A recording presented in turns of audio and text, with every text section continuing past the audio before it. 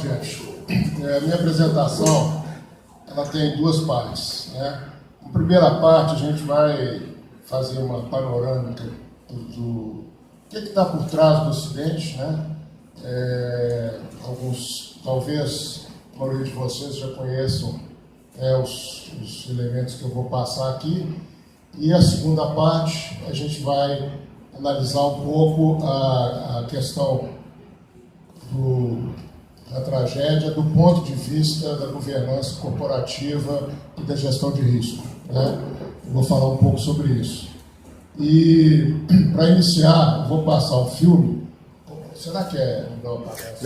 Não. Eu vou passar aqui um filme.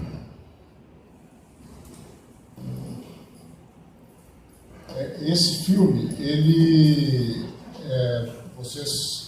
vai mostrar, ele é um filme que não tem som, tá? Ele só tem as imagens, né? Nós vamos passar 3 vezes as imagens do desastre, né? E vocês vão poder observar uma coisa que é muito chocante, né? Vocês devem estar vendo os pontinhos escuros, né? Indica com o laser. Assim, ó, essa região aqui, ó, nas bermas, principalmente aqui, ó, aqui também, ó, né, são pessoas que estavam no momento, tá certo, que a barragem se rompeu e que literalmente tiveram o chão arrancado, tá certo, né? Nós vamos ver, primeiro vai ser um pouco menor, mas depois há uma ampliação que a gente consegue ver um pouco melhor. Isso é para dar uma ideia do tamanho, vamos dizer assim, da falta total de qualquer aviso, de qualquer prevenção que houve com relação ao desastre, né? Como é que faz para passar? Você passa para mim aí, Nelson?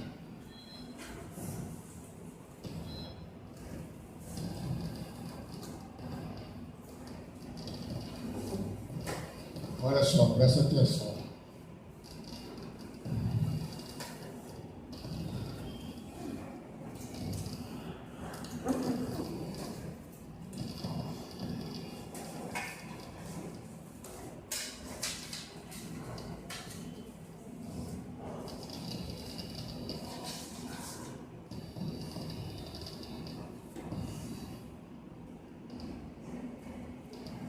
De novo.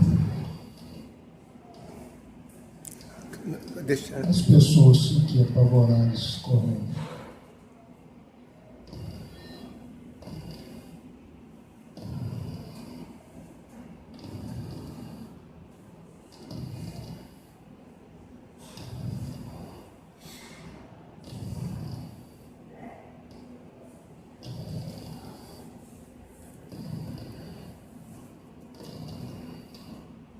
Agora um pouco mais ampliado, né? Aqui, ó, pessoas aqui, provavelmente em pânico, né? Elas juntas aqui, ó, tentando correr.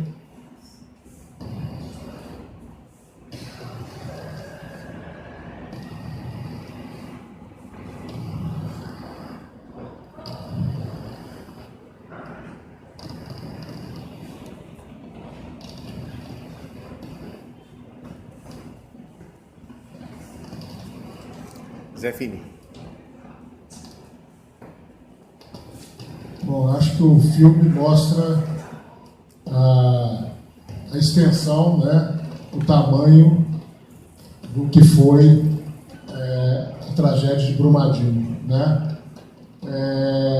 Eu não vou passar isso não, mas só aqui no registro, né, que essa lama toda correu pelo córrego abaixo, foi até o Rio Paraupeba, né?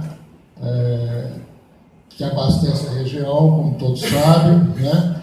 E foram atingidos outros 16 municípios, né? Mais de 250 quilômetros de rio contaminado. A contaminação chegou, inclusive, ao Rio São Francisco, né? Hoje, estão contabilizados aí 270 mortos, 230 identificados e 40 desaparecidos. Esse foi o último número que eu peguei. Esse número tem uma variação, né? Hein? Só mais 232. 232, né? Foi o maior acidente de mineração no Brasil e um dos maiores acidentes de trabalho do mundo.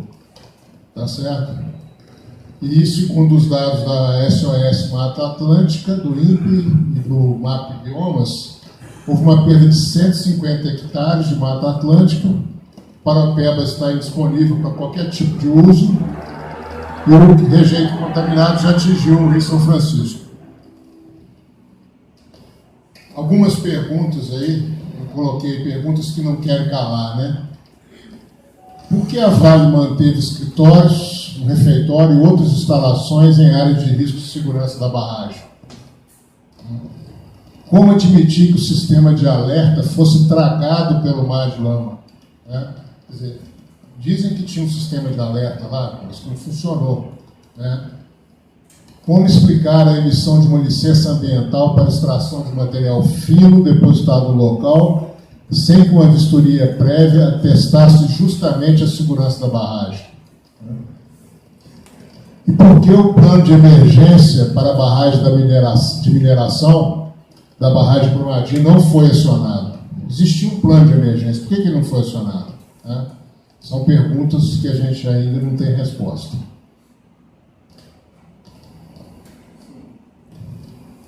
Algumas informações da barragem, né? Acho que eu passei demais aí. Como você sabe, essa barragem é uma barragem que foi alteamento montante, que é o método utilizado, mais utilizado aí nas barragens antigas, né? Barragem de rejeito, que já está superado. Ele é muito utilizado porque é o menos custoso, né? E é mais barato, não é uma técnica que embute a formação potencial de focos de liquefação, que é um fenômeno que amplia o risco de ruptura por vibrações no terreno, ocasionadas, entre outros fatores, pelo desmonte com explosivos próximos às barragens, alteamentos muito rápidos, sismologia. Todos fatos que provavelmente ocorreram, né, na região. A construção é feita com o uso de reagentes através de alteamentos sucessivos sobre o anteriormente depositado.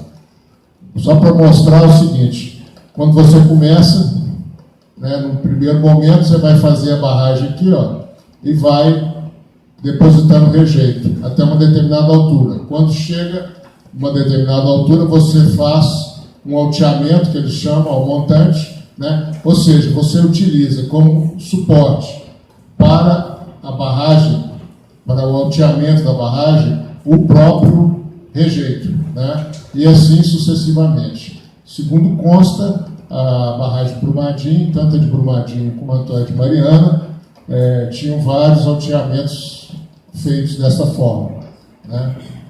Isso hoje está proibido.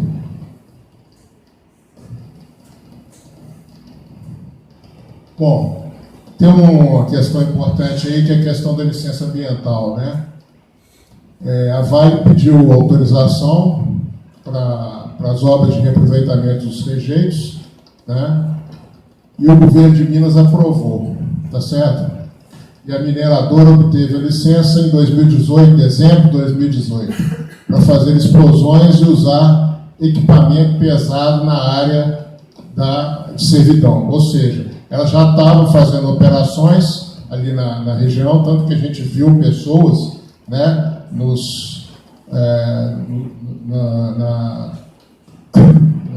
na barragem ali, né, pessoas que provavelmente morreram, né? E havia um laudo em julho de 2018, um laudo de segurança, que dizia que tais atividades poderiam causar liquefação da barragem que se rompeu. Essa licença ambiental, ela é, vamos dizer assim, uma coisa, de certa forma, absurda, né? Porque a licença ambiental, para os que não sabem, ela é normalmente para obras, né, mais complexas, obras que têm mais risco, ela é feita em 3 etapas, 3 fases, é chamada de trifásica. Uma primeira, que você tem uma licença licença prévia, que é uma licença que atesta a viabilidade do empreendimento do ponto de vista ambiental. Ou seja, aquele empreendimento ele é viável para ser construído do ponto de vista de meio ambiente. Né? Na sequência, para você construir, provavelmente você vai ter que atender alguns requisitos, né, algumas condicionantes que são estabelecidas na licença prévia, para você ter a licença de instalação, que é a licença que te permite fazer a construção. Mas você tem que atender as condicionantes da licença prévia, né? E depois, para operar, você tem uma terceira licença, que é a licença de operação, na qual você precisa de cumprir condicionantes estabelecidas nas outras licenças anteriores, né? No caso em questão, essa licença foi concedida de uma vez só, tá certo? Ela foi concedida no dia 12 de dezembro, a toque de caixa. O governo de Minas mudou a legislação sobre licenciamento, né? Sabe-se lá por quê, que pressões fizeram, né? Principalmente depois do desastre de Mariana, como explicar que você faça uma mudança no licenciamento ambiental. Eu acho que é uma coisa inexplicável, né? Então, houve esse fato aí, que essa licença foi concedida de uma forma que eu diria bastante estranha, né? Com a obtenção da licença, a Vale pretendia ampliar a atividade de mineração a montante da barragem. Vários técnicos e funcionários encontravam-se em franca atividade no local. Foi o que nós vimos ali, né? Pessoal trabalhando e tal, né? Instalando equipamentos de medição, etc. E a contextualização, o estudo das circunstâncias materiais da tragédia mostra que foi desconsiderado o risco humano e ambiental em nome da redução de custos, né? Certamente foi desconsiderado. Aí nós temos aqui um estudo canadense, né? Eles investigaram 143 casos de rompimento de barragens, né? É um estudo mundial, né, de pesquisadores canadenses, e entre 1968 e 2009 concluíram, né, que quando os preços dos minérios sobem, os procedimentos de licenciamento de execução de construção de barragens são acelerados por pressão das mineradoras para aproveitar a bonança, né? Quando os preços caem, há uma pressão também das mineradoras para serem reduzidos os custos operacionais, como de manutenção e de segurança. E fica muito claro, né, esse gráficozinho aí mostra que nos 2 casos, Mariana e Brumadinho, aconteceu exatamente isso, né? Aqui, ó, é o desastre de Mariana. O preço do minério vinha caindo vertiginosamente, né? Não chegou no ponto mínimo aqui, mas quase, né? Foi perto. E aqui é Brumadinho, né? Janeiro de 2019, ou seja, o preço estava sendo recuperado, estava subindo, né? Então, aqui havia um esforço para redução de custos. E aqui, como eu mostrei, uma pressão para o licenciamento ambiental, né? Aí algumas informações, né, da Agência Nacional de Mineração, deu prazo para que todas as barragens de alteamento fossem desativadas, né? E a decisão foi tomada depois que a Vale anunciou que ia desativar 10 barragens, né? O que exigiria um investimento de 5 bilhões e significaria um corte de 40 milhões de toneladas anos na produção de minério da empresa, né?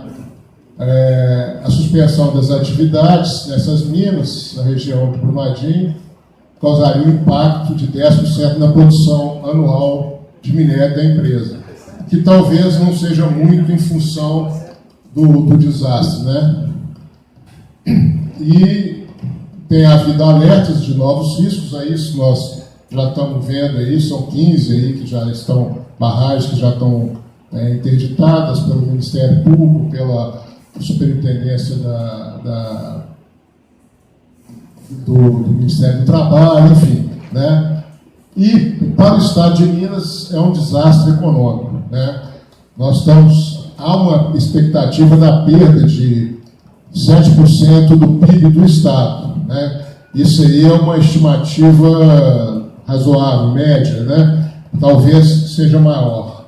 E isso significa muito desemprego e muitas outras perdas aí que nós aqui do Estado vamos ter, né? Aí, voltando aqui para a Vale, né, a diretoria executiva da Vale sabia do problema da barragem de Brumadinho, né? Isso aqui foi anunciado logo depois, no dia 19/2, a colunista da Folha de São Paulo, a Mônica Bergamo, né, publicou que um dos gerentes da Vale disse às autoridades que a diretoria executiva da mineradora sabia que havia um decréscimo no nível de segurança na barragem de Brumadinho, na região metropolitana, né? E aqui, né, eu tirei aqui da revista Manuelzão, que publicou em março de 2019, né? Eu acho que vocês devem ter recebido, não sei se receberam essa revista, né? Mas era para ser distribuído aí, né? Está publicado um artigo onde coloca: a causa é sempre a mesma, a maximização dos lucros e a subestimação dos riscos, né? Aqui há uma outra questão importante de se comentar também, que é a questão da TÜV-SÜD, que é a empresa que atestou a segurança da barragem, né, de Brumadinho. Uma dupla que atuou, né, da estabilidade de 5 das 10 barragens que a Vale avaliou. E tem um grupo de 10 barragens, né, que foi comentado aí, que foi classificado como dentro do que chamou de zona de alerta, né? É o alarm zone, que seria as barragens que estavam em risco, né? Os documentos internos da companhia mostravam que desde outubro de 2018 ela tinha conhecimento que esse conjunto de 10 estruturas tinha mais chance de se romper do que outras barragens da empresa, né? Os documentos só vieram a público depois do início das investigações. Hoje existe uma briga assim, declarada da Vale com a TÜV-SÜD, né? A gente vai falar sobre isso aqui um pouquinho mais adiante, né? Sobre as investigações também, né? O que as investigações das Polícias Civil e Federal e da Agência Nacional de Mineração querem saber como uma represa cuja estabilidade havia sido informada meses antes se rompeu sem que as autoridades tivessem nenhuma indicação de que ela tinha problemas, né? Como é que mistério foi esse aí, que uma coisa de repente, né? A gente sabe que nada acontece de repente, né? As suspeitas sobre a forma de atuação da empresa aumentaram depois que o Makoto Namba, né, que é o técnico lá da TÜV-SÜD, disse em depoimento que se sentiu pressionado por funcionários da Vale para assinar a declaração de estabilidade, né? E detalhes sobre como os funcionários da empresa eram submetidos à pressão da Vale ficaram ainda mais explícitos, né, depois que e-mails trocados por Makoto Namba e outros funcionários vieram a público. Então, isso ficou demonstrado, né? E aí tem uma entrevista muito interessante do promotor, a Deutsche Welle Brasil, falando sobre o que eles já tinham, com as conclusões que eles já tinham na investigação, né? Então, o promotor responsável por investigar o desastre afirma que os técnicos da alemã TÜV-SÜD tinham conhecimento dos riscos da barragem, mas a certificaram como estável por pressão da Vale. Segundo o Ministério Público, a certificadora alemã agiu de forma criminosa em Brumadinho. A Vale usou empresa de auditoria para obstruir o órgão de fiscalização, diz o Ministério Público, né? Então ela usou essas empresas para dizer que as condições estavam normais. A Vale sabia do problema em barragem desde 2017. Né? Também é um absurdo. Né? O Ministério Público acusa se a Vale trocou o auditor para liberar a barragem. Pode ser bem provável pelos indícios aí que isso tenha ocorrido. Né? Em e-mails trocados por auditores, é mencionada abertamente chantagem por parte da Vale. A Vale teria deixado claro que a Tutsud seria encarregada de um novo serviço se a barragem fosse declarada estável. Ou seja, isso hoje está uma briga entre a Vale e a Tutsud. Né? Outras informações aí, é o seguinte, ao não dispor dos laudos, a Vale e outras empresas precisam comunicar às autoridades, como a Defesa Civil, e acionar planos de evacuação das pessoas que moram em comunidades próximas das barragens. Né?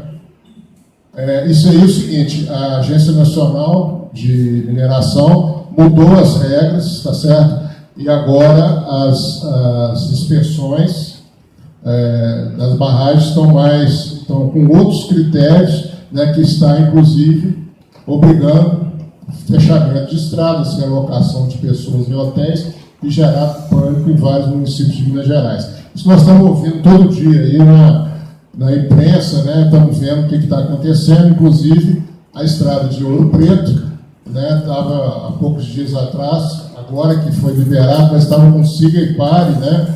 Para quem passava lá tinha que, às vezes, esperar meia hora para poder avançar, né? E com isso a credibilidade da Vale para questionar essa mudança de critério da ANM, né? Nesse momento é zero, né? Aqui também na Assembleia Legislativa nós tivemos um fato político muito interessante, porque logo após o desastre de Mariana, né, a Assembleia Legislativa houve um deputado que entrou com um projeto de lei para se mudar para se proibir uma série de coisas, inclusive a construção de barragens com alteamento a montante, né? E esse projeto foi engavetado por pressão política, por pressão, inclusive, acreditamos até com uma pressão que veio do próprio governo do Estado, né? Depois do acidente de Brumadinho, né, a Assembleia aprovou por unanimidade, né, uma legislação que dispõe sobre licenciamento ambiental e a fiscalização de barragem no Estado. Né? Esse é o mesmo texto que havia sido apresentado em novembro de 2015, mas que foi rejeitado quando tramitou na Comissão de Minas e Energia. E agora ele já aqui está dizendo que segue para sanção, mas já está sancionado pelo governador. É isso aí, ó, o projeto de lei, em resumo, é isso aí. Proíbe a construção e ampliação de barragens de rejeitos a montante. Então, em Minas Gerais, é proibida a construção e ampliação, não pode mais. A desativação das atuais barragens salteadas a montante prevê a concessão de licença para instalação, ampliação ou alteamento de barragens que tenham comunidades na zona de alto salvamento, também está proibido. Estabelecer como zona de alto salvamento vale que poderá ser inundado em prazo de 30 minutos e entre 10 e 25 quilômetros da barragem. E 90 dias para as empresas apresentarem cronograma de substituição de tecnologia de barragens a montante e barragens inativas, tá certo? Ou seja, as barragens inativas também têm que ser solucionadas, porque ela está inativa, mas isso não quer dizer que não tem risco, né? Bom, outras informações aí, né? A tragédia de Brumadinho, o impacto do desastre na pressão feita por industriais e ruralistas para simplificar o licenciamento ambiental continuará? Existe ainda uma pressão, mas eu acredito que talvez a única coisa positiva que a gente pode tirar desse desastre de Brumadinho é que tanto o governo federal quanto o governo estadual estavam, vamos dizer assim, agredindo muito a questão ambiental. E isso eu acho que foi uma lição para todos, né? Ou seja, vamos respeitar o licenciamento ambiental. Né? Mesmo depois da tragédia de Mariana, o licenciamento ambiental em Minas ficou mais flexível, é o que eu falei. Né? Ele foi acelerado. Né? Mudou-se, por exemplo, essa barragem de Brumadinho, ela tinha um nível de risco que foi rebaixado para permitir que o licenciamento fosse feito de uma vez só. E está errado, né? A tragédia de Brumadinho, outros 6 projetos de mineração em Minas Gerais pediram o licenciamento rápido, como é chamado, né? Como na mina do Feijão. E nós tivemos também 10 lições ignoradas após a tragédia de Mariana. Eu vou dar uma passada rápida nelas aí. Né? E as mineradoras preferem aumentar a margem de lucro, né, do que fazer alguma coisa mais razoável. Aí são as 10 lições, eu não vou ler uma por uma não, né, mas há algumas aqui que são bem importantes. Né? Solução técnica, norteada por interesse econômico e não por segurança. Né? A relação com o poder público, né? Regras para obtenção de licenciamento foram alteradas em prol de maior agilidade. Análises técnicas das barragens com liberação forçada, né? Análise e gestão de riscos deficientes, né? O menosprezo ao valor da vida e uma coisa que a gente achava que 2 raios não caem no mesmo lugar, mas caíram. Né? Então, isso aí é uma coisa importante também. Bom, aqui também eu retirei dessa revista do Manuelzão, né, o crime da Vale em Brumadinho é uma consequência direta da crise mal resolvida de Mariana e da ausência de tomadas de decisões efetivas por parte da governança responsável pelo licenciamento, fiscalização e regramento minerário. Ou seja, nada foi feito depois de Mariana, tá certo? Continuou do mesmo jeito. Aí, pessoal, tem um filme aqui que eu achei muito interessante, um filme que foi produzido pela UOL. Vou passar para vocês, eu não sei se vocês têm conhecimento desse filme, mas ele é bem interessante, vale a pena a gente ver. Passa para mim, né, por favor. Mariana não era para ter acontecido, Brumadinho, mas nós temos outras 86 barragens a montante. Estão caindo? Note que a lama chega por todos os lados. Misericórdia! Os funcionários da Vale tiveram a menor chance e nem tempo de escapar. Mas se você me perguntar, vocês esperam que a terceira barragem caia? A gente tem a dizer, com o sistema de fiscalização que temos hoje, não temos essa segurança para dizer se haverá ou não uma terceira barragem.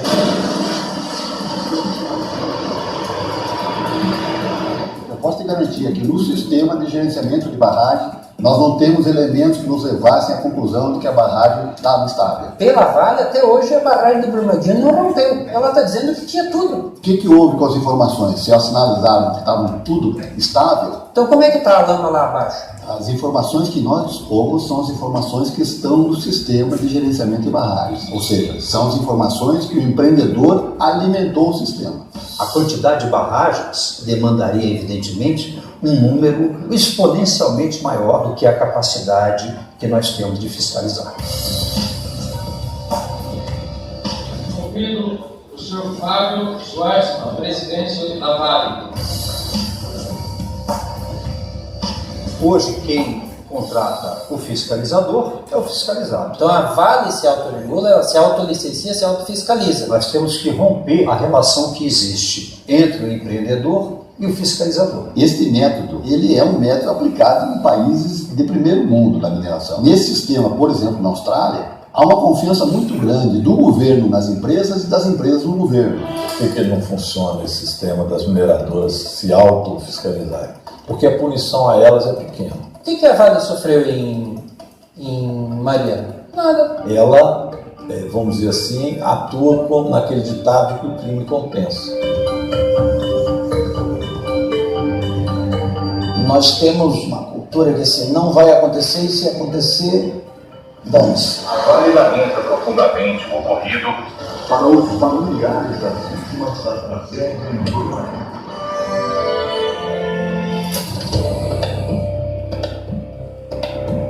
Essa informação de que eles tinham informação que a barragem estava em risco e tu não avisar a população de baixo? Como é que uma empresa da Vale constrói um refeitório dos seus 641 trabalhadores embaixo de uma bomba que ela sabia que tem risco? Isso é básico de gerente de risco. Você sabe que a barragem, se cair, ela vai correr por aqui. Tira tudo do caminho. Se nesse refeitório almoçasse ou jantasse parte da diretoria da Vale todo dia, ele não estaria lá. Então essas questões que envolvem segurança, nossa avaliação não existe de forma séria e muito menos a população nem sequer faz parte desses processos de segurança. Tem que ter tido uma transformação na diretoria da Vale, absurda, não vai cair nenhuma. Nós vamos vigiar todas agora, e vamos plano de evacuação e energia. Nada foi feito.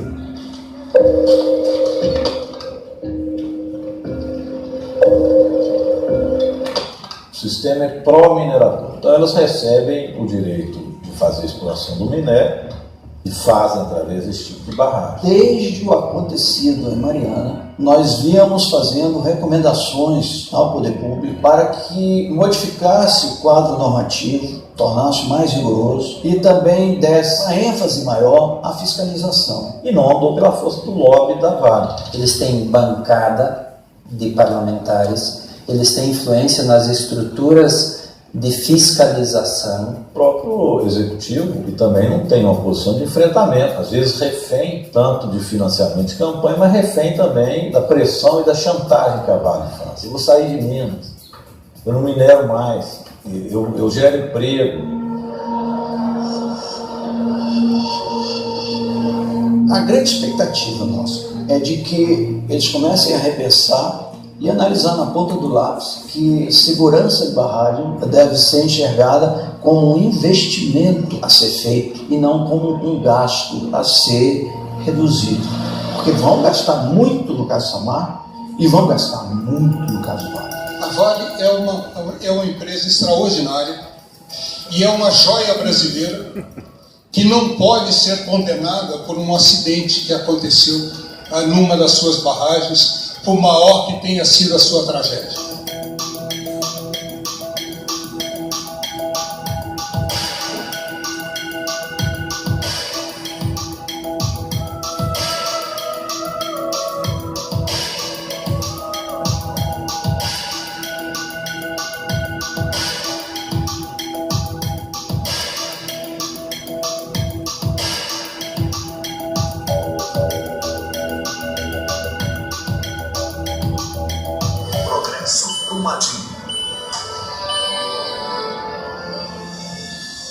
Então, não significa dizer que, pelo que aconteceu até agora, não tenhamos um terceiro evento. Estamos trabalhando profundamente para que isso não se repita a terceira vez.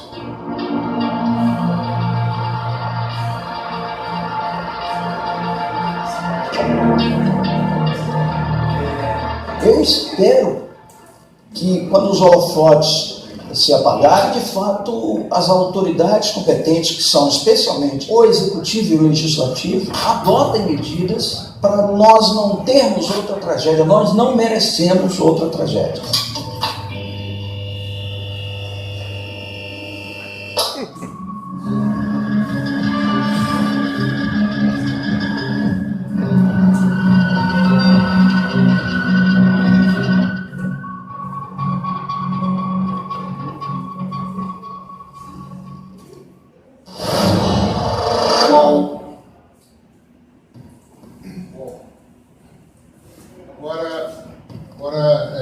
Mariana, eu vou passar para a segunda parte da apresentação, que é falar um pouco sobre a governança e a gestão de risco, né?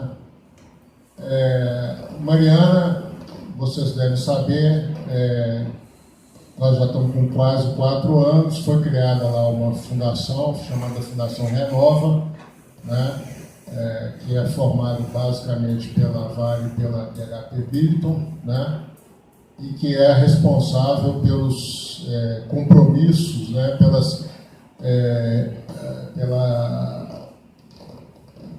vamos dizer assim, pelas indenizações, né, pelos pagamentos que precisam ser feitos, né, para os atingidos lá pela barragem, né. E aqui é interessante a gente observar um fato, que essa fundação ela foi uma coisa, eu vou mostrar um pouquinho dela, é uma solução assim, interessante, porém mal utilizada, né, pois afastou os litígios pelos segmentos mais pobres, sofridos, tomando a entidade uma solução apenas vantajosa para os infratores, né.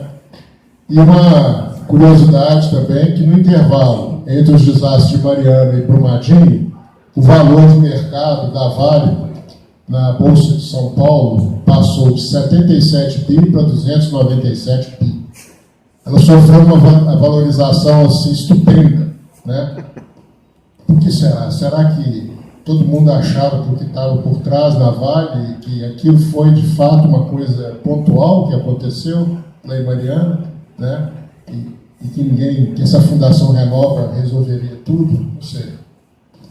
Aqui, só para vocês terem uma ideia do que é a Fundação Renova, né? A Fundação Renova, ela está dentro dessa bola aqui, ó, e ela é vamos dizer assim, são várias, a pretensão é que se tenha um contato muito forte com as comunidades, com a sociedade civil, tá certo? Então tem, por exemplo, né, essas câmaras técnicas aqui, que as prefeituras das 39 municípios atingidos, acho que fazem parte, tem um comitê interfederativo que leva os trabalhos das câmaras técnicas para a Fundação Renova, tem uma curadoria do Ministério Público, que teoricamente está ali para fiscalizar o funcionamento, tem comissões locais, câmaras regionais, auditoria independente, uma série de estruturas que envolvem uma quantidade gigantesca de pessoas, eu acho que são 400 pessoas envolvidas nisso aí, mas eu tenho a impressão que não funciona, né? Tudo é decidido aqui no Conselho Curador da Fundação Renova, né? Que é formado por 9 pessoas, sendo 3 da Vale, 3 da BHP Billiton e outros lá que são ligados, indicados pela Vale também. Então, as decisões são, né,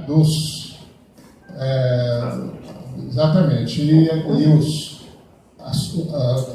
as populações, né, que deveriam ser representadas pelos, vamos dizer assim, pelas câmaras, pelas prefeituras municipais, parece que estão deixadas de lado, né? Então, assim, isso aí, a Fundação Renova é a solução que foi dada, aparentemente uma solução pesada, um elefante branco, uma coisa que não funciona. A Vale, né, depois de Mariana, ela diz que passou a trabalhar com 4 linhas de defesa, que são camadas de segurança, né? Quem não está familiarizado com os conceitos aí de auditoria, né? Normalmente as auditorias têm o que eles chamam de 3 linhas de defesa. A primeira é a própria operação, a segunda seria, vamos dizer assim, o controle de qualidade da companhia, né? O controle de qualidade, a estrutura do SESMIT, etc., né? E, por último, as auditorias, né? São as 3 linhas de defesa. A Vale criou uma 4ª, né? E ela coloca aqui, ó, a área própria de geotécnica, auditorias externas de barragem, uma área de gestão de riscos corporativos, que inclui um comitê executivo ligado à diretoria e outro ao conselho de administração, e a empresa tem um time de auditoria interna também, né? Então, até agora a mineradora não identificou que fez que a estrutura de Brumadinho, de Mariana também, viesse abaixo, né? Também existe a convicção que houve algum tipo de falha técnica nos procedimentos adotados pela mineradora. Tem uma questão aí que eu não vou andar muito, não falar muito, mas que é importante, né? Que é a questão da responsabilidade penal dos dirigentes. Recentemente, poucos dias atrás, parece que um dos tribunais superiores aí, se não me engano, foi o STJ, declarou que no caso de Mariana, os dirigentes, né, da Samarco e da Vale não seriam responsabilizados criminalmente, no caso, pelo Código Penal, somente pela lei de crimes ambientais, ou seja, né, eles eliminaram aí algumas possibilidades que aqui, na verdade, essa aqui não foi eliminada, né? Artigo 2º da Lei 9.605, né, que é a Lei dos Crimes Ambientais, né? Que quem de qualquer forma concorre para a prática de crimes previstos na lei ambiental incide nas penas combinadas, né? Então, eles estão sujeitos a isso aqui. E o Código Penal, pela definição lá, não seria mais utilizado, né? Existe também uma questão aí, que é uma questão que eu considero que é uma questão ética, né? Que é a dos conselheiros, né? Qualquer conduta inadequada da companhia ou dos seus funcionários, mesmo em situações não diagnosticadas previamente, pode trazer consequências sérias para os conselheiros, que podem ser responsabilizados por ação ou omissão. Encarar essa função representa assumir um compromisso com a empresa de zelar profundamente pela ética, pelo compliance, pela transparência e pela sustentabilidade do negócio e do meio ambiente.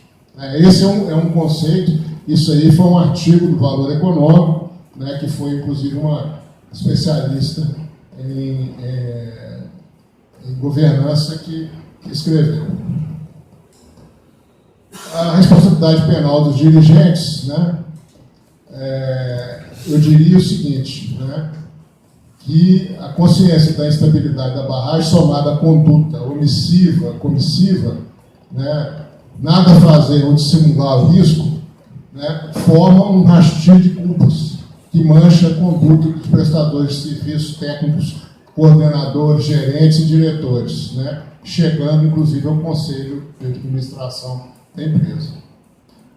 E aí o dirigente pode avaliar mal ou não avaliar, então deixar de adotar medidas relevantes atendendo a interesses políticos ou econômicos vários, no vértice da pirâmide de arrogância, cujo risco assumiu burocrática e friamente. Isso foi o professor Pinheiro Pedro que colocou, tá certo? Que é o que ele chama da pirâmide da arrogância, que teria ocorrido, estaria ocorrendo com a Vale, né? A pirâmide da arrogância é um fenômeno que contamina o ambiente corporativo, empresarial e público, estimula vaidades, desumaniza procedimentos, desfoca o respeito dos seres humanos e substitui valores morais por interesses corporativistas, ideológicos ou de lucro, né? Ele é marcado pelo egocentrismo corporativo, né? E também é uma governança fictícia e é embalado pela sensação de impunidade, né? Então, essa pirâmide da arrogância, no meu modo de entender, está na base de tudo que aconteceu, né? A gente sabe que a Vale é uma empresa que sempre foi caracterizada por esse perfil, né, de se achar, vamos dizer assim, a essência de tudo, a dona de tudo, a conhecedora de tudo, né? Bom, e aí também tem uma pessoa especialista, né, em ética comportamental, o Alexandre Dimicheli, né, que bate na ética comportamental para a governança corporativa, né? E ele reforça essa questão da pirâmide da arrogância. Embora não use esse termo pirâmide da arrogância, ele fala a mesma coisa, né? que os grandes escândalos de governança ocorrem apenas porque consegue apoio tácito ou explícito de muitas pessoas de boa intenção, que é preciso ir além dos programas tradicionais de compliance para solucionar o problema, né? E, fundamentalmente, isso aqui, ó, a boa governança depende de uma mudança na cultura organizacional e do foco no fator humano. Infelizmente, né, nós aqui no Brasil temos um mau hábito, né, vamos dizer assim, essa pirâmide da arrogância está em várias atividades, em várias formas de se fazer as coisas aqui no Brasil, né? Infelizmente, a gente tem assistido muitos desastres, muitas questões aí mal feitas em função da questão da ética comportamental que a gente pode traduzir na pirâmide da arrogância. Bom, falando aqui um pouquinho sobre governança, né? Eu peguei como referência o Código das Melhores Práticas de Governança Corporativa do IBGC, que é um documento de referência aí, do mercado de governança corporativa, né? Então, entre as atribuições do Conselho de Administração, para cumprir sua missão, o Conselho de Administração deve assegurar que a diretoria identifique, mitigue e monitore os riscos da organização, bem como a integridade dos sistemas de controles internos, né? E manda para esse item 4.5 aqui, né, gerenciamento de riscos, controles internos e conformidade, né? Que fala que a diretoria, em conjunto com o Conselho de Administração, deve desenvolver uma agenda de discussão de riscos estratégicos, conduzida rigorosamente ao longo de todo o ano, de tal forma que supere os paradigmas e viés internos, ou seja, mesmo aquelas pessoas que não acreditam, isso aí não tem problema e tal, tem que ser superado, né? Além da identificação de risco, a diretoria deve ser capaz de aferir a probabilidade de sua ocorrência e a exposição financeira consolidada a esses riscos, incluindo aspectos intangíveis, implementando medidas para a prevenção e mitigação dos principais riscos a que a organização está sujeita, né? Aí eu vou mostrar para vocês, né, o que aconteceu com relação a isso na Vale, né? A Vale é uma empresa que ela publica, tá certo, no portal dela, vários documentos, né, afirmando que ela tem uma governança corporativa, tá certo? Ela tem uma gestão de risco, ela tem toda uma estrutura de gestão de risco, né? E ela fala, isso eu retirei de lá, a estratégia de gestão de risco da Vale foi desenvolvida a partir de uma gestão integrada dos riscos aos quais estamos expostos, né? Aí vem englobando, avaliação, tem um blá blá blá aí, tá certo? E faz a menção ao formulário 20F. Esse formulário 20F é um documento que é exigido pela Comissão de Valores Imobiliários.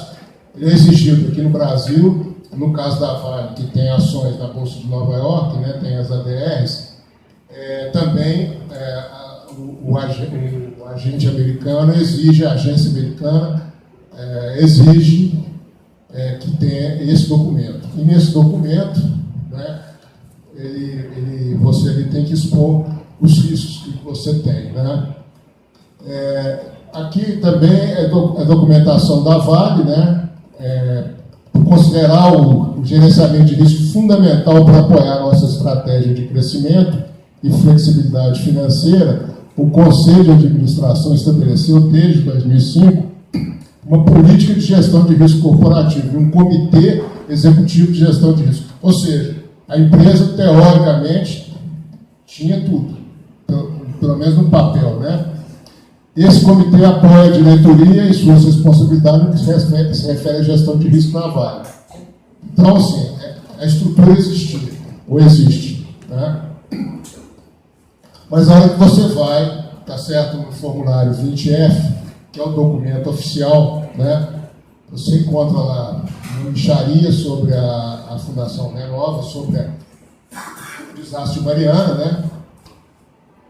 2 páginas e meia, da 187, sobre o desastre de Mariana, falando basicamente sobre a Fundação Renova. Tá? E ela faz referência aos diversos processos judiciais que ela está envolvida, decorrentes de Mariana, né? Então tem processos de obrigação de reparação, processos judiciais, risco de danos ambientais adicionais, etc.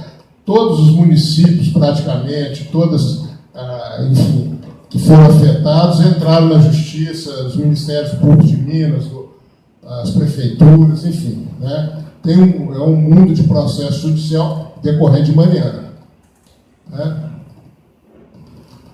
E aqui ainda, né, algumas coisas, uma estimativa aí do que eles têm lá: ação pública movida pela União, 20 bi, ação pública pelo Ministério Público Federal, 155 bi, processo criminal, ações coletivas nos Estados Unidos e outros processos. Bom, aí você tem uma parte desse formulário chamado 20F, que é só sobre fatores de risco. A empresa é obrigada a colocar lá quais são os fatores de risco a que ela está sujeita, né? Então, você vai lá, se você ler as 14 páginas, você vai ver o seguinte: só risco financeiro, fundamentalmente, tá? Você não encontra, né, nenhuma referência a risco de rompimento de barragem. Nenhuma. Zero. Só fala em barragem, tá certo? Para fazer uma referência aos cuidados para a construção de barragem, etc. Mas não tem nada. É todo o formulário, essa parte do formulário é focada em risco financeiro. Apesar de eles estarem relacionados aqui, né? Isso tudo aqui só chama risco de perda e risco financeiro. Eu vou mostrar um exemplo, né? Aqui são, por exemplo, o risco operacional. Eles listam, são 7 riscos operacionais que eles listaram, né? Aqui, ó, os projetos vão ver risco que podem resultar no aumento dos custos ou atraso. Problemas operacionais podem afetar negativa e significativamente os negócios e o desempenho financeiro, que é uma coisa totalmente óbvia, né? Claro que pode, né? E por aí vai, né? Aí eles falam, por exemplo, ó, poder não ter cobertura de seguros, os dissídios trabalhistas podem interromper nossas operações, né? Os custos mais elevados com energia, a escassez de energia, podem afetar de maneira negativa nossos negócios, enfim. Até de TI eles falam aqui, mas sempre com esse foco financeiro, né? O ser humano aí foi totalmente esquecido. Mais um exemplo aqui, né? Quando eles falam de riscos ambientais à saúde e segurança, eles colocam: em resposta à ruptura da barragem de dejetos, eles inclusive erraram, não colocaram nem rejeitos aqui, né? Colocaram dejetos, que é uma coisa completamente diferente, da Samarco em Minas Gerais, regulações e normas ambientais de saúde e segurança adicionais podem surgir no Brasil, e as autoridades não poderão impor condições mais rigorosas com relação ao processo de licenciamento de nossos projetos e operações. Além disso, podemos nos deparar com exigências mais rigorosas e atraso no recebimento de licença de operação ambiental para outras barragens e registros. Ou seja, preocupação aqui é uma só, tá certo? Vai demorar mais o licenciamento ambiental, vai custar mais caro, tá certo? De novo, o ser humano é completamente esquecido. Bom, aí, gente, entrando aqui na reta final, porque nós temos aí que ouvir o Cláudio e o Mário ainda, que vão falar com muito interessante, eu queria comentar aqui sobre o presidente da Vale, o Fábio Schvartzman, e sobre o Conselho de Administração, né? O Fábio Schvartzman parece, esse aqui é o currículo dele, né? Parece que é uma pessoa muito capacitada, atuou em vários conselhos de administração, tem uma trajetória aí de trabalhar em muitas empresas importantes, mas assim, quando a gente vê isso aí, o que será que esse Fábio Schvartzman conhece de mineração? Eu acho que zero. Ele não conhece nada de mineração. tá certo? Não conhece absolutamente nada. Então, assim, tudo bem que uma empresa, o presidente dela não precisa ser um especialista naquela atividade. Porém, tá certo? O conselho de administração deveria ter elementos, né, que conhecesse. Aí você vai no conselho da Vale, vai lá, tá certo? Aí se você vai procurar, também ninguém conhece mineração, tá certo? Você tem 4 membros da Previ, que são ex-funcionários do Banco do Brasil, tá certo? Aposentados, né? 2 do Bradesco, aqui tem um e outro, tá certo? Esses aí, todos da área financeira, nenhum tem conhecimento técnico de engenharia, nada, zero, né? Aí você tem um sindicalista, que também acredito que não deve conhecer de mineração, né? Você tem aqui 2 conselheiros independentes, que são uma administradora e uma advogada, e 2 engenheiros aqui, um metalurgista e um mecânico, sendo que esse engenheiro mecânico é especialista em finanças. Então, a conclusão que a gente chega aqui, tá certo, é que ninguém conhece de mineração na empresa, no conselho de administração e na diretoria. Então, a Vale, com certeza, tinha um gap ali, um vazio, tá certo? Tanto é que vocês devem ter ouvido a declaração do presidente da Vale dizendo que não sabia dos riscos da barragem. Ele falou isso na televisão, todo mundo deve ter ouvido. Nunca chegou até mim nenhuma informação sobre os riscos. E isso é contraditório com as declarações que o próprio pessoal da Vale, técnico da Vale, está dizendo que eles foram alertados para esses riscos, né? É claro que eu imagino que alguém que conheça de mineração teria aqui a sensibilidade para trabalhar esse assunto, né? E para fechar aqui, eu vou passar aqui um comentário da Miriam Leitão, né, dizendo que nunca foi solucionado o caso de Mariana. Está na raiz de Brumadinho, né?